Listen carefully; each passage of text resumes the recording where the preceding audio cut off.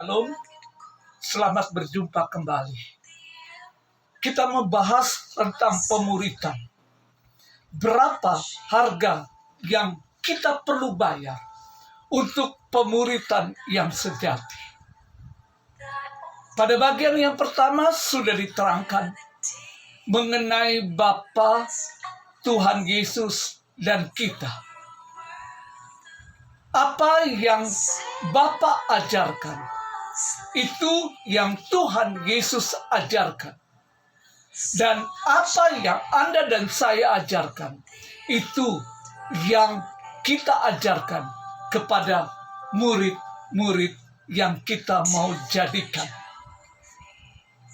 Inilah awal dari pemuritan yang sejati. Matius 16 ayat 24. Matius 16 ayat 24 berkata, lalu Yesus berkata kepada murid-muridnya, setiap orang yang mau mengikut aku, ia harus menyangkal dirinya, memikul salibnya, dan mengikut aku. Ada 4 kalimat kunci. Yang pertama, dikatakan Tuhan Yesus berkata kepada murid-muridnya, bukan kepada setiap orang. Berarti itu untuk Anda dan saya yang mau masuk di dalam pemuritan. Ikuti pola yang Tuhan Yesus lakukan. Pola pemuritan yang Tuhan lakukan merupakan satu role model, barometer untuk kita terapkan. Yang kedua, murid itu harus menyangkal dirinya. Banyak teori, banyak komentaris, banyak ajaran yang berisikan tentang penyangkalan diri. Tapi saya memakai istilah yang Tuhan ajarkan kepada saya, yaitu jika Tuhan Yesus katakan ya, murid katakan ya.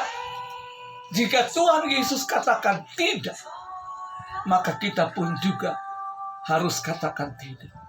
Bukan kehendak bebas kita lagi, tetapi kehendak bebas yang sudah dikendalikan oleh firman Tuhan dan Roh Kudus.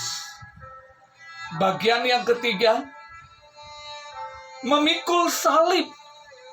Salib berbicara mengenai kasih. Baik kasih kepada Tuhan maupun kasih kepada sesama manusia. Secara bersama-sama. Dan kasih itu perlu satu tindakan nyata melalui perkataan dan perbuatan. Dan salib bukannya beban. Kita baca itu menjadi kepercayaan yang Tuhan berikan kepada kita. Dan apabila kita lakukan, maka menjadikan murid yang memiliki gaya hidup kekristenan. Kekasih, kata yang terakhir, mengikut aku. Ini memberikan arti kata setia. Dari hal yang kecil menjadi hal yang besar. Lakukan setiap firman Tuhan. Sekaligus Dia yang sudah memanggil kita, Dia akan menyempurnakan kita. Kekasih, kalau sudah bertobat, sudah lahir baru, mari masuk di dalam pemuritan yang sejati. Agar kedewasaan rohani semakin matang dan berbuah. Tuhan memberkati.